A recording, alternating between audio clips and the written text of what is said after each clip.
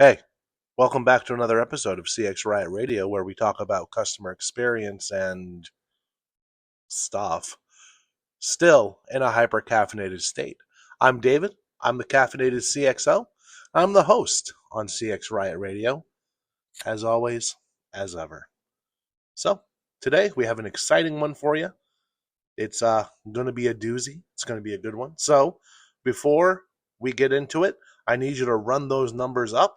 I need you to like, share, comment, subscribe, rate, all of that stuff, so we can make the show grow. Yeah, it's fine. So let's just dive in.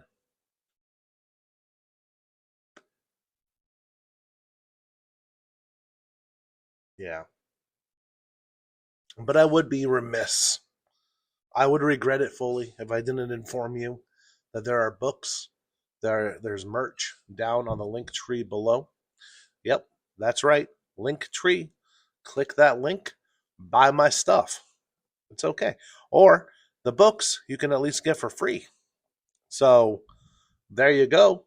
You can either download the PDFs directly or buy the books on Amazon. Your choice. You could even do both. That would be cool. A little PDF copy, a little paperback copy, maybe one for your Kindle. But yeah. So anyway, let's get into today's episode. Today, Junior. All right. So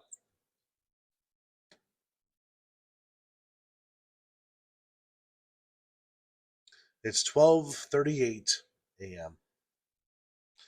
The parking lot lit with neon, steady rain drizzling down. There's a woman in her car outside a 24-hour pharmacy. Seat reclined slightly, phone mounted, engine off to save gas. She's not off work. She's between pings. That's the gig economy. I'm not talking about the little keynote speech version, the little glamorized version, the real one. The real one that smells like a burned clutch and fast food. The one where your boss is a notification. And it's kind of seductive, isn't it? Be your own boss. No schedule. Work whenever you want. That line is powerful for a reason. Traditional jobs are sometimes suffocating. Micromanagers, spreadsheet supervisors, shift politics, time clocks, HR scripts. The gig economy looks like an escape. And for some people, it is. You can log in at 2 a.m. You can log off at noon. You don't need permission. It's not fake. That's real autonomy in a very narrow lane. But because not as we all know, if it's too good to be true, it probably isn't. Autonomy inside a system you don't control is conditional freedom. And conditional freedom is not the same as power. Now, again, there is no supervisor, no break room, no performance review. There is only acceptance rate, completion rate, a rating score, and a hidden priority tier. The app says you're independent, but your access to income depends entirely on invisible math. You don't know why order slowed or why bonuses disappeared or why you're suddenly low priority. There's no explanation, no appeal, just fewer pings. That's not freedom. That's governance by opacity. So, this is another episode in the Modern Life is Cyberpunk series we're doing here on CX Riot Radio. Now, cyberpunk isn't just when the robots shoot at you, right? Cyberpunk is when your livelihood depends on a system that refuses to explain itself. So, when it comes to the gig economy, let's be honest about the psychology, okay? Only 2 more trips for $8. Peak pay active. Hey, you're on a streak. This isn't scheduling, it's behavioral conditioning. Variable reward loops, micro dopamine spikes, the same mechanics used in casinos. Except instead of gambling money, you're gambling time. You stay out longer.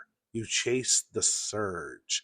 You override exhaustion because maybe the next notification is the good one. When income becomes unpredictable, unpredictability becomes addictive. Now, that's the street level cyberpunk. That's not the neon towers. That's not the corporate espionage. That's not the street samurai taking down a group of mercs. It's work disguised as a game. So risk moves downwards. So the platform owns the brand, the pricing, the data, and the customers. Whereas you own the car, the gas, the repairs, and the insurance, and the taxes, and the liability. Your axle breaks? Well, fuck, that's on you. Gas jumps in price? Uh-oh. Demand collapses? Well, that's on you too. The corporation scales effortlessly. You absorb volatility. Efficiency upwards, risk downwards. That's not a conspiracy. That's the business model. And it's a damn good one. So now, it's not just ride shares and DoorDash and food delivery. No. The gig economy didn't stop at rides and food. It crept into the call centers, customer support, content moderation, sales. Now you've got independent call agents logging into platforms, as well as support reps paid per resolved tickets, plus chat agents working from their bedroom at midnight. Nothing wrong with that. And CX workers classified as contractors. No benefits, no stability, no long term protection, just tasks. You're not an employee anymore. You're a voice on demand. You're not a part of the company. You're a cost center variable. And, well, here's the twist. These gig CX workers are often the only human layer between the customer and the machine. Normally underpaid, normally over monitored, measured in handle time, measured in sentiment score, measured in resolution percentage. They're not judged on compassion, they're judged on metrics. This is like any other call center, except you don't get the benefits program if they have one. You don't get PTO. No. It's all the downsides, but none of the upsides. And if your metrics dip, you don't get coached. You don't get ridden up. You don't go on a performance improvement plan. You get cut. A headset in a dark apartment, an algorithm tracking your tone, a rating determining your rent. So, and then of course there's the isolation layer. Right? Let's talk about that for a while. And this holds true for gig workers as well as a lot of work from home people as well. They're completely separate things, but I have to say that this mirrors pretty close to what a lot of people are experiencing with the work from home model. Traditional work has coworkers, shared misery, shared jokes. Gig work is solitary. You sit in your car or your room or your kitchen table talking to strangers, delivering to doors that never even open. Just leave it at the door. That's what I do when I order DoorDash. Unfortunately, I have recently re-downloaded the app. Shut up. Solving problems for people you'll never meet, invisible labor, invisible exhaustion, hyper-connected, but deeply alone. That's not poetic. It's structural. Structural. So, and now here comes another uncomfortable part of this, okay? Gig platforms are data farms. Every ride and every route, every support ticket, every delivery, every interaction trains the system. The more you work, the smarter the AI becomes. And what happens when the AI becomes good enough? Autonomous vehicles, AI chat agents, AI moderation systems, self checkout, automated dispatch. The gig worker isn't just labor, they're training data. You are optimizing the machine that one day may replace you. Disposable labor is building its own obsolescence. Well, well, well. It's like when Uber, right, took over the taxi industry, and the taxi companies and the taxi drivers were all up in arms about it. And like, hey, no, this isn't fair, blah, blah, blah, blah, blah. Now, the Uber drivers are doing the same thing to Waymo or other self driving cars. Just a little bit ironic, don't you think? A little too ironic. Yeah, I really do think. That's an Alanis Morissette reference. She played God in the movie Dogma. It was a good movie. Wish it was streaming somewhere. That would be cool. All right, so let's talk about resistance.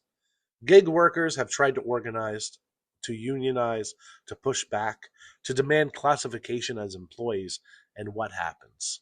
Well, the same thing that happens everywhere where people try this, right? Legal battles, lobbying campaigns, ballot initiatives, massive corporate spending to protect flexibility. Flexibility for who? Workers asking for benefits, protections, and transparency, and platforms responding with PR campaigns, rebranding, and legal maneuvers. So, in cyberpunk stories, corporations don't usually crush rebellion with tanks. They crush it with lawyers, with language, and with innovation. That's modern resistance, not riots, regulatory chess. So the question is it exploitation? I'm not going to be lazy about this. It depends. If gig work is supplemental income, it's awesome. It's powerful. If gig work is survival income, it's unstable. If you have options, it's leverage. If you don't, it's dependency. And dependency inside an opaque system becomes control. That's the dividing line here. So here's the real question.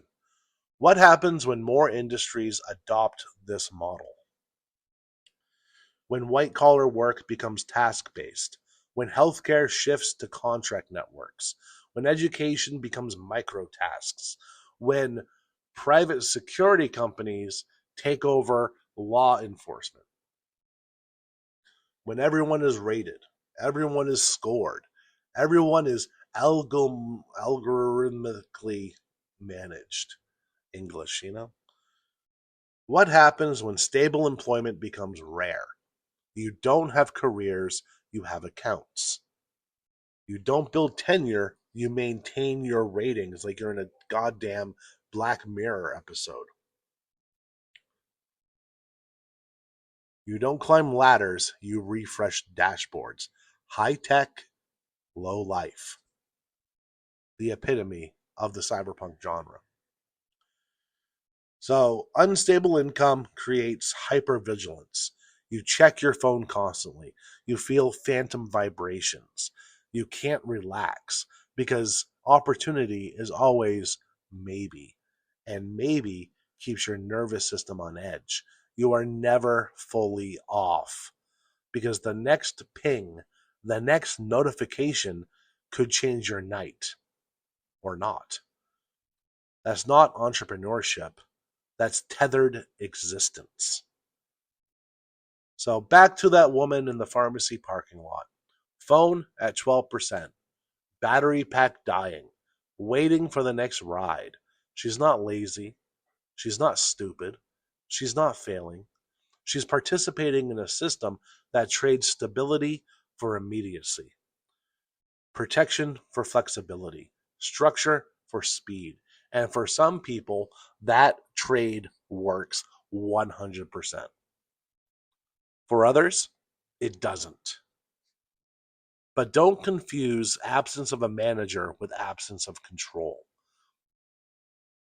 Because the machine doesn't have to shout, it calculates. It doesn't fire you, it deprioritizes you. It doesn't argue, it updates. The gig economy isn't the apocalypse, it's the beta version. And the real question isn't whether it works, it's whether this is the future of all labor. Because once the platform becomes the boss, the street never closes, the signal never stops, and you're always waiting for the next notification. This has been CX Riot Radio. I'll see you next time. Bye.